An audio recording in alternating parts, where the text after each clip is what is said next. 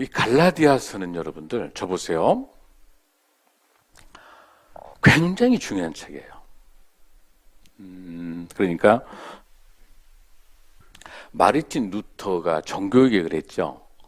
종교개혁을 하면서 마르틴 루터가 나는 갈라디아서와 결혼했다.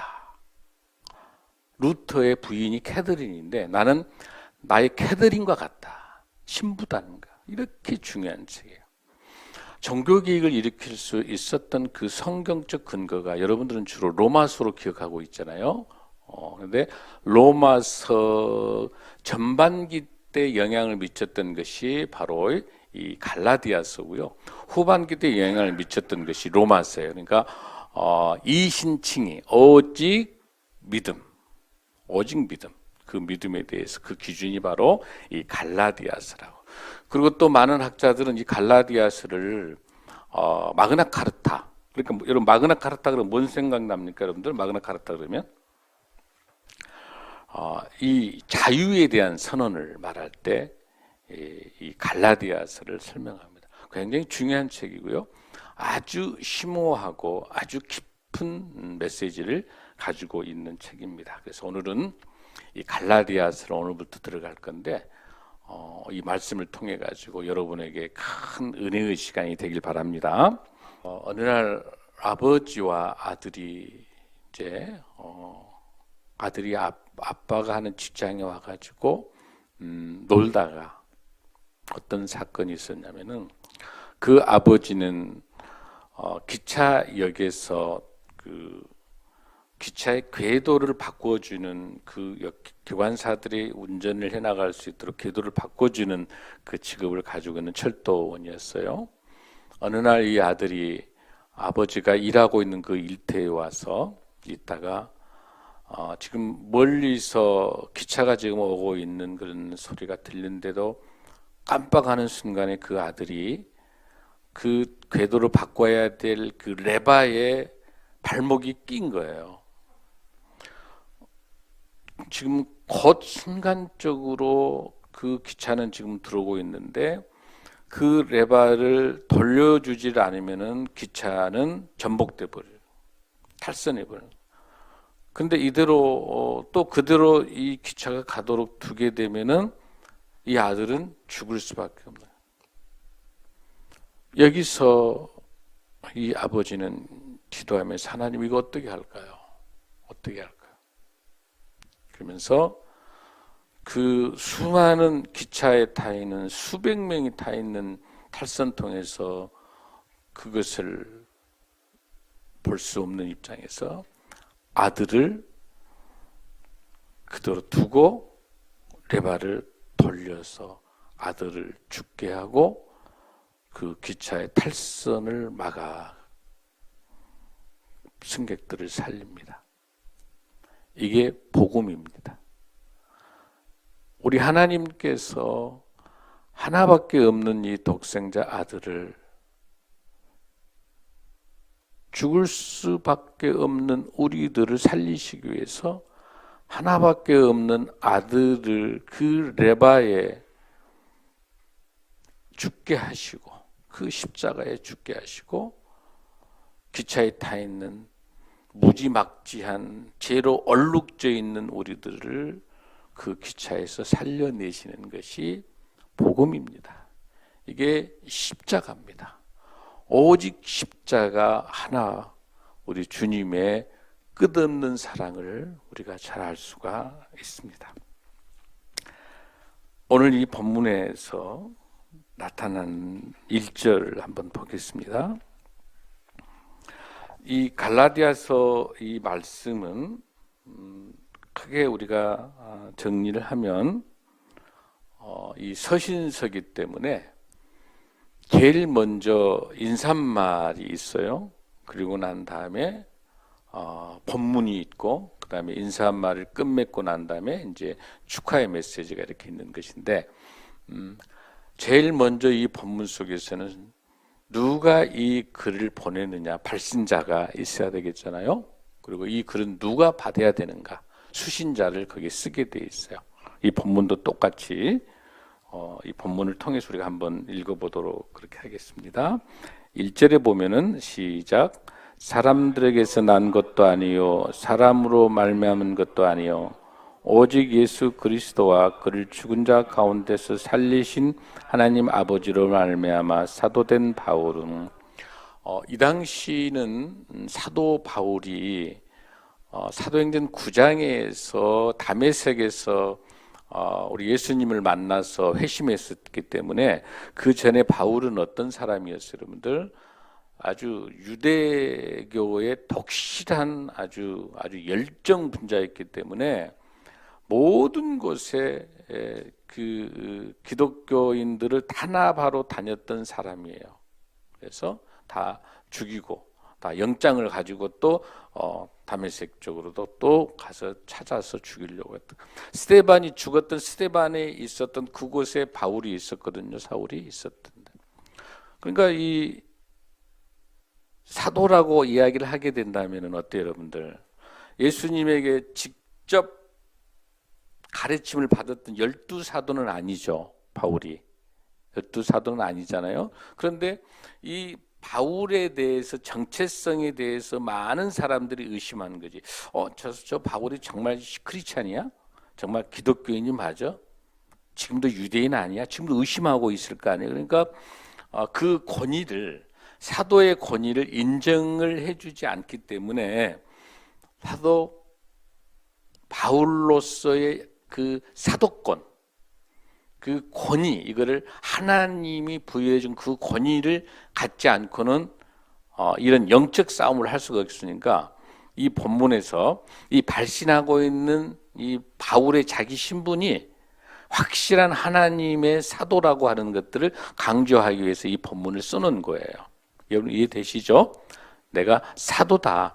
왜? 두 가지죠. 직접 예수님에게 가르침을 받았던 사람들이 사도 요한, 사도 베드로, 사도 야고보 다 사도잖아요. 그런데 직접 배우지는 거느리면서 예수님하고 같이 사역은 하지 않았지만은 다메섹에서 예수님을 만나죠.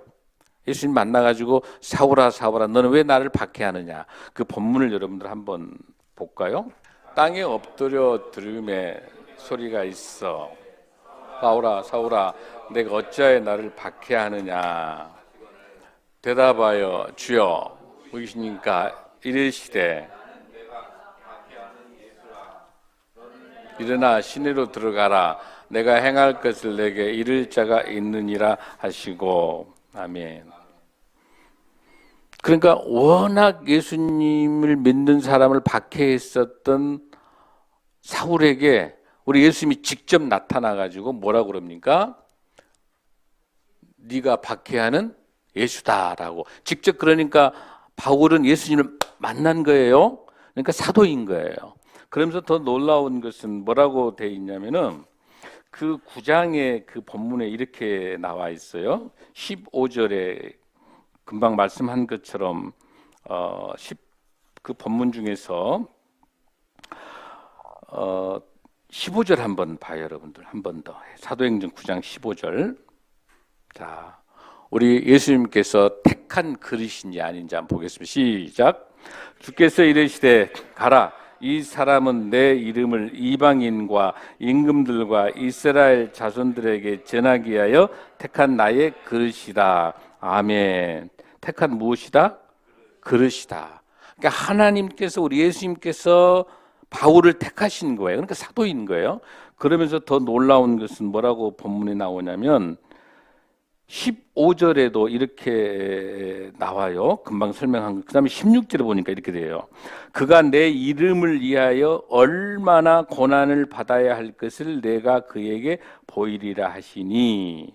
17절에서 아나니아가 떠나 그 집에 들어가 그에게 안수하여 이르되 현재 사울아 바로 네가 오는 길에서 나타내셨던 바 바로 그가 지금 기도하고 있다라고 하면서 9절에서 뭐라고 이야기를 하냐면은 사도행전 9장 9절에서 사울 동안 보지 못하고 먹지도 마시지도 아니하는 다메섹에서 아나니아라고 하는 그 제자가 가서 바울에게 안수했더니 다시 눈을 뜨게 해주는 거예요. 눈이가 비늘이 있어가지고 예수님을 만난다면 전혀 안 보여버리는 거예요.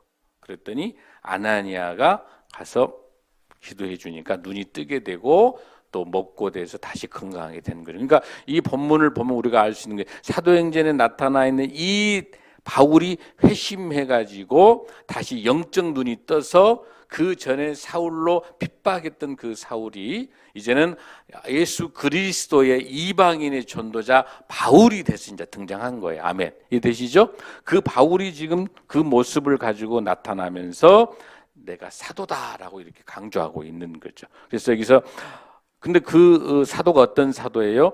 예수 그리스도와 그를 죽은 자 가운데서 살리신 하나님 아버지. 그러니까 하나님 아버지가 1절, 2절, 3절에서 계속 나와요. 그거 굉장히 중요한 거거든요.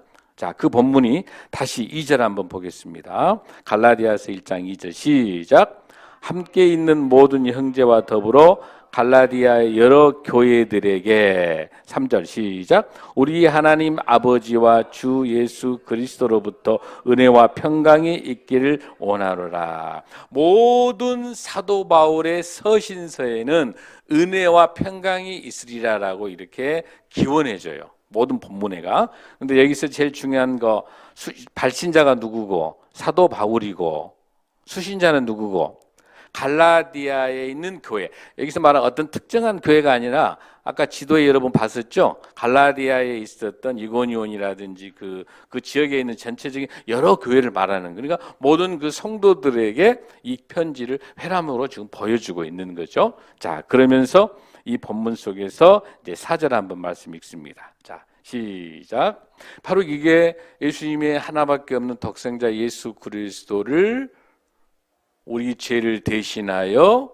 십자가에 돌아가시고 십자가에 돌아가셔서 우리를 어떻게 합니까? 구원해 주시는 그 역사가 나타나는 거죠. 죄를 대속하기 위해서 자기 몸을 주셨으니. 자, 여기서부터 이제 본문이 이제 6절에서부터 시작해서 본문이 나오기 시작하는데 이 본문이 바로 뭐냐면 모든 사도 바울의 바울 서신에는 반드시 교리가 있든지 도덕과 윤리가 있든지 모든 본문에는 여러분들이 지금 저랑 같이 이제 13권을 공부할 건데 여러분 13권이 뭐예요? 갈라디아서, 데살로니가 전후서, 고린도 전후서, 로마서, 그다음에 빌립보서, 에베소서, 빌레몬서, 그다음에 여러분 뭐가 그 뒤로 이어지고 있는 디모데 전서, 그다음에 디도서, 그다음에 디모데 후서 이렇게 연결되는 13권이 있는 그 모두 다가 공통점이 뭐예요, 여러분들?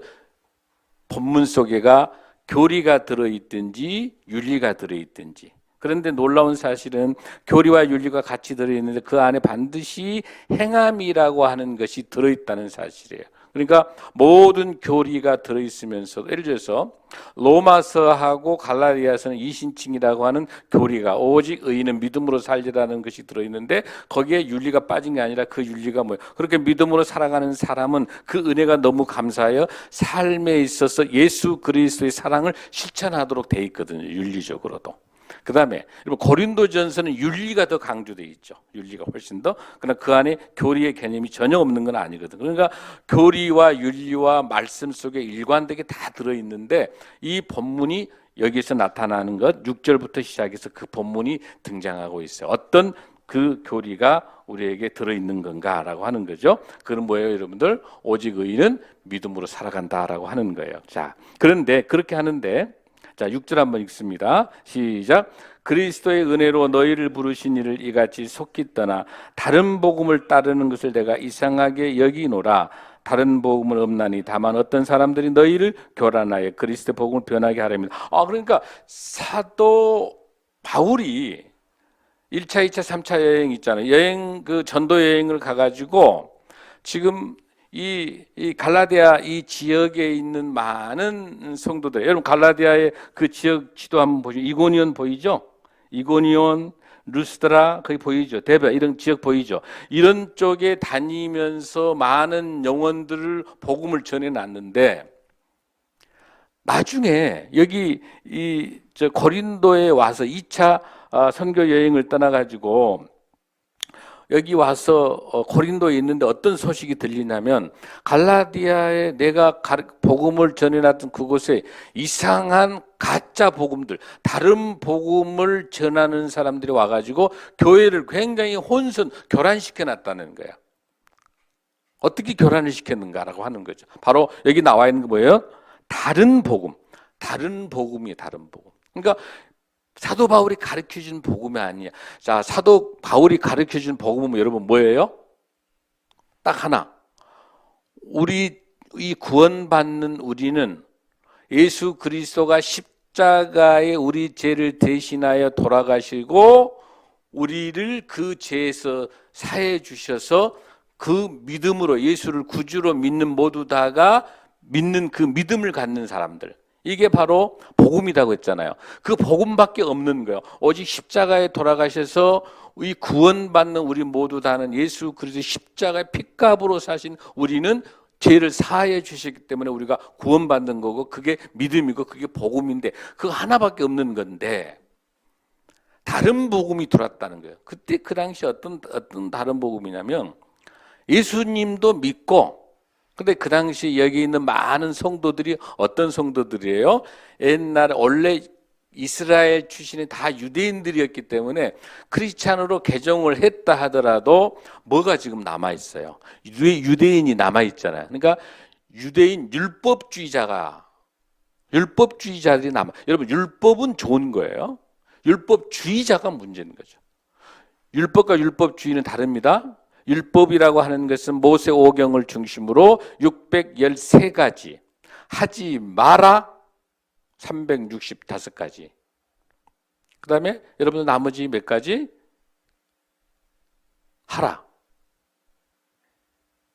그러면 그 중에서 여러분들이 말하고 있는 그 613가지의 그 율법, 이 율법 자체는 중요한 거예요. 왜냐하면 우리가 성령의 사람이 되고 믿음으로 살아가는가가 모세오경의 말씀의 근거가 돼야 되니까 율법이 필요한 거예요. 그런데 율법주의자가 뭐가 문제냐면 모든 것들을 다 율법을 통하지 않고는 구원받을 수 없다.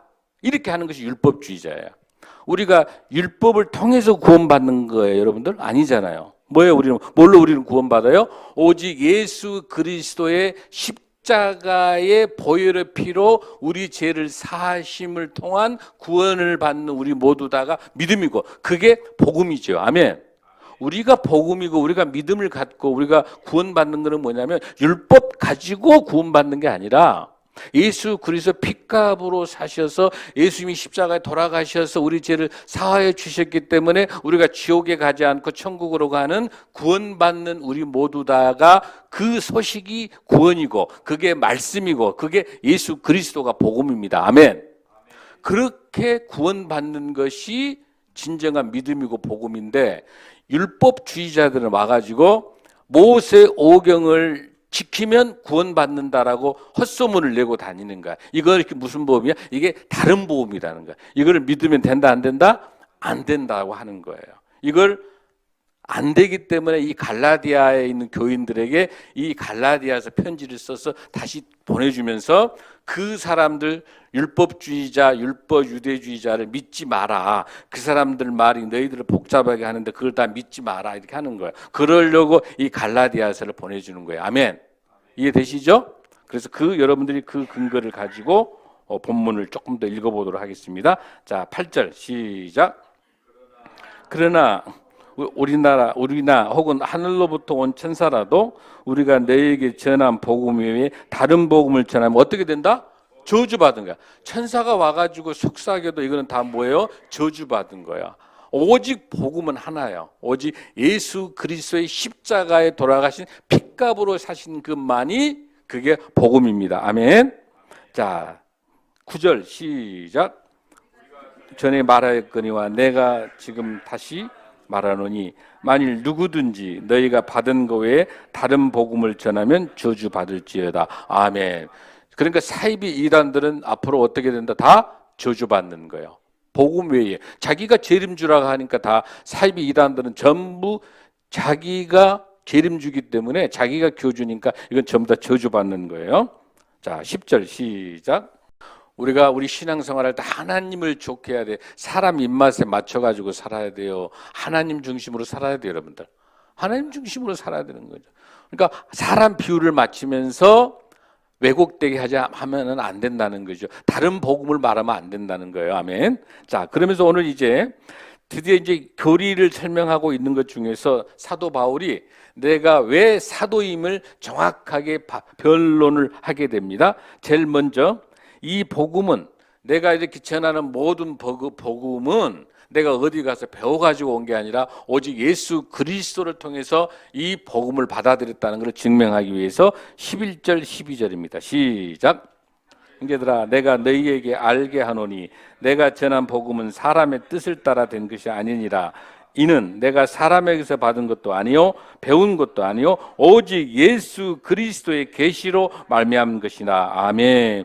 오직 예수님께서 주시는 그 말씀으로 내가 사도가 됐다라고 하는 걸 설명하고 있습니다. 아멘. 두 번째는 그다음에 사도 바울이 두 번째는 내가 직접 예수님이 나를 부르셨다. 다메섹에서 예수님께서 사울아 사울아 핍박하면서 너는 이방인의 사도로서 너를 불렀다고 했었잖아요. 그 근거가 바로 15절 16절이 있어요. 시작.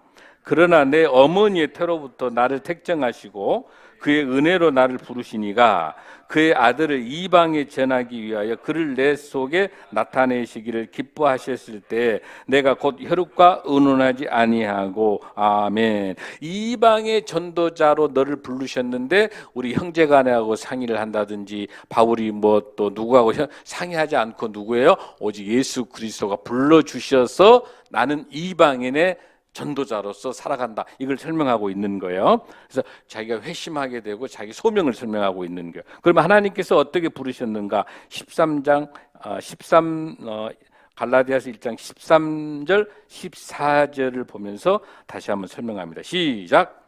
내가 이전에 유대교에 있을 때 행한 일을 너희가 들었거니와 하나님의 교회를 심히 박해하여 멸하고. 그러니까 전에 어떤 사람이다? 사울이 엄청나게 협박하고 압박하고 박해했었다는 거예요. 교회를 박해했었죠. 자기의 과거를 지금 설명하는 거예요. 14절 시작. 내가 내 동족 중 여러 영갑자보다 유대교를 지나치게 미려 내 조상의 전통에 대하여 더욱 열심히 있었으나. 아멘. 그러니까 이 사도 바울은요, 사울은 그 당시에 아주 유대교 중에 유대인 지도자였어. 그러니까 그 당시에 그 유대교의 최고의 랍빈 누구야? 가마리엘의 제자가 돼. 지금으로 말하면 하버드 대학의 그 총장 밑에서 교육을 받았던 엘리트 중에 엘리트죠. 그러니까 그러면서 내 조상의 전통, 우리 유대교, 이스라엘 유대교 전통에 대해서 더욱 열심히 했다. 나는 그런 사람이었다. 그걸만 믿고 나는 핍박하고 기독교인들을 핍박했었다는 거예요. 자기 과거가. 그런데 하나님께서 다시 나를 불러주셨다는 것이잖아요. 자, 자신이 이제 이 전한 복음이 아까도 말한 것처럼 하나님이 주신 복음이라는 것이 17절부터 17절부터 20절까지 읽어봅니다. 시작. 또 나보다 먼저 사도된 자들을 만나려고 예루살렘으로 가지 않고 아라비아로 갔다가 다시 다메섹으로 돌아갔느니라. 아라비아에 가서 3년 동안 체류하고 있다가 그러니까 어디를 가지 않았어요. 예루살렘 안 갔어요. 안 갔어. 언제 가냐면 18절에 처음으로 3년 만에 이제 개발 방문하기 예루살렘의 첫 번째 방문이. 그러니까 바울이 처음으로 방문하는 것이 18절입니다. 시작. 그 3년 만에 내가 게바를 방문하려고 예루살렘에 올라가서 그와 함께 15일을 머무는 동안에 주의 형제 야고보 외에 다른 사도들을 보지 못하였노라. 보라, 내가 너희에게 쓰는 것은 하나님 앞에서 거짓말이 아니로다. 그래, 3년 만에 베드로를 만나려고 갔는데 만나지 않고 그곳에서 예루살렘에 가가지고 누구를 만나고 옵니까? 야고보. 야고보는 누구예요? 예수님의 동생. 그리고 예루살렘 교회의 목사님, 최고 높은 목사님. 그러니까 거기 목사님만 만나고 온 거예요. 누가? 바울이. 그래서 거기 가서 야고보 외에 다른 사람을 보지 못했어요. 만나지도 않았어요. 그러면서 이 모든 것들은 나는 예수 그리스도 이름으로 사역을 감당하고 있다라고 설명합니다. 그러면서 마지막 이제 뭐라고 이야기하냐면 이 모든 나의 전도 여행 모든 것이 뭐 때문에 한다? 하나님의 영광을 위해서 한다라고 하는 것들이 이제 이 본문의 21절부터 24절의 그 말씀입니다. 그 전에 우리가 하나 좀 보아야 될 게 뭐가 있냐면 전통의 그 유대인들이 가지고 있는 그 전통을 따르지 않는 그것을 실천하고 있는 바울의 모습을 하나 볼 수 있어요. 바울이 그 지금 유대인들의 전통은 뭐하죠? 태어나면 8일 만에 뭘 하게 되죠? 할례. 할례가 뭔지 알아요, 여러분들? 설명 안 해도 되겠죠? 할례. 할례를 해야만이 다 유대인이 되는 거란 말이에요. 그런데 지금 예루살렘 교회에 이 사도 바울이 바나바랑 쪽에 이렇게 다니면서 뭐가 문제가 되냐면 유대인들하고 전도하는데 뭐가 문제되냐면 할례야. 할례하고 율법을 지켜야 되는 것 문제, 모세오경을 지켜야 되는 문제하고 그다음에 할례를 해야 유대인이라고 인정을 받는다는 건데, 자 유대인들은 그렇다 하더라도 이방인들에게 있어서 할례하라면 쉬워요, 안 쉬워요? 쉽지 않죠. 또 이방인들에게 이 율법을 다 지키라면 쉬워요, 어려워요? 어려운 거예요, 그런. 그러니까 예루살렘 교회에 가서 이 야고보하고 그 회의를 갖는 거예요. 그게 뭐냐면은 바로 이제 예루살렘 공회, 예루살렘 사도회의를 통해 가지고 할례를 이방인들은 안 해도 되고 이방인들에게 있어서는 율법에 대해서 그렇게 강조하지 않아도 되는 거죠. 그렇게 설명하는 거죠. 특히 할례 문제를 설명하는 거죠. 그래서 본인이 그 근거를 제시하기 위해서 갈라디아서 2장 3절에 보면 이런 말이 나와요. 그러나 나와 함께 있는 헬라인이 유대인이에요, 이방인이에요? 헬라 사람, 그리스 사람, 이방인이죠. 헬라인 디도까지도 억지로 할례를 받게 하지 아니하였으니, 자기가 데리고 다닌 제자 중에서 디도라는 사람이 있는데 그 디도도 할례를 했다 안 했다? 안 했다. 나는 안 한다. 근데 바울은 유대인이잖아요. 유대인인데도 이방인들에게는 어거지로 할례를 하지 않게 했다는 거죠. 아멘. 이해되시죠? 즉 중요한 거는 그런 형식이나 이런 게 중요한 게 아니라 정말로 예수 그리스도가 나의 구주로 믿고 핏값으로 나를 사신 그 은혜가 너무 감사한 그 구원의 메시지, 그 은혜가 복음이라고 하는 것이죠. 아멘. 여러분, 복음이라고 하는 게 뭐예요? 두 가지죠. 우리 인간을 속박하고 있는 거, 하라 하지 마라, 이거 하지 마라, 저거 하지 마라, 몽땅 다 들어있는 거. 여러분들 뭐가 들어있어요? 그 613가지를 다 축약하면 뭘로 정리돼요? 십계명으로 정리되죠. 이 십계명에 대한 이 말씀을 지켜야 되는 건데 이 십계명을 하나하나 10가지를 다 지켜내기 쉽지 않단 말이에요. 그렇죠, 여러분들? 이걸 지켜낼 수 있도록 하기 위해서는 먼저 뭘 알아라? 예수 그리스도가 내 죄 대신에 십자가에 돌아가셔서 나를 구원해 주시고 대속해 주셔서 내가 오늘날 이렇게 믿음으로 구원받는 자로 살 수 있다라고 생각한다면, 그 구원받는 복음을 갖는다라 한다면 바로 뭐예요? 이 모든 율법들이 완성되는 게 뭐예요? 율법의 완성이 사랑이다.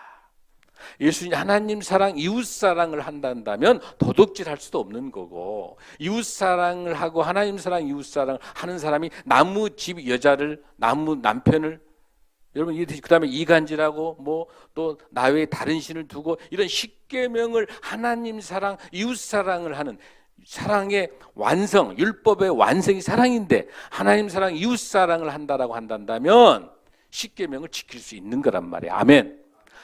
613가지 하라 하지 말아를 다 지켜낼 수 없는 거예요.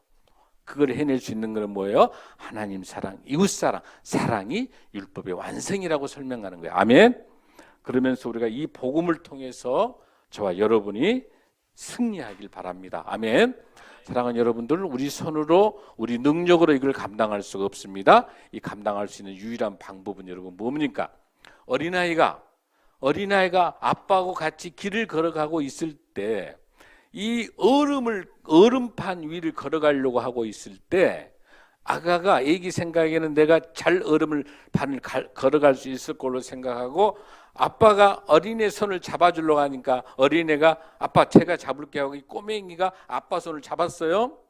아빠 손을 잡았어요. 아빠 손을 잡았는데 얼음에 넘어져 안 넘어져?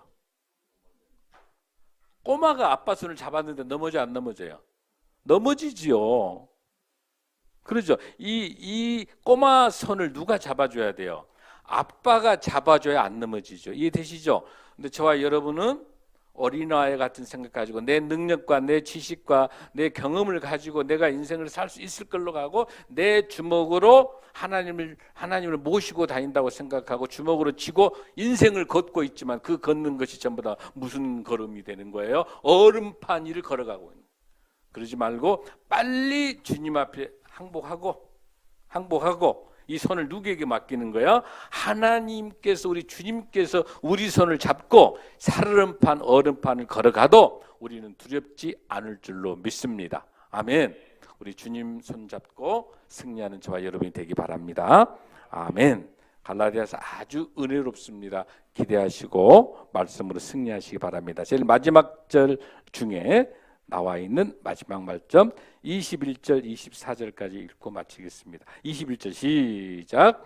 그 후에 내가 수리아와 길리기아 지방에 이르렀으나 그리스도 안에 있는 유대 교회들이 나를 얼굴로는 알지 못하고 워낙 핍박했던 소문났지. 이 사울이 아주 악하다고 소문났는데 뭐예요? 얼굴은 알아 몰라요. 텔레비전이 없었기 때문에 몰라요 잘. 자, 그러나 23절 시작. 다만 우리를 박해하던 자가 전에 멸하려던 그 믿음을 지금 전한다 함을 듣고 24절 시작. 나로 말미암아 하나님께 영광을 돌리니라. 아멘. 바울이 이 모든 은혜가 하나님의 은혜다라고 이렇게 영광 올리는 것처럼 저와 여러분도 우리 바울의 삶들처럼 하나님께 영광 올리는 삶을 살아가길 바랍니다. 아멘. 다 함께 일어나시겠습니다.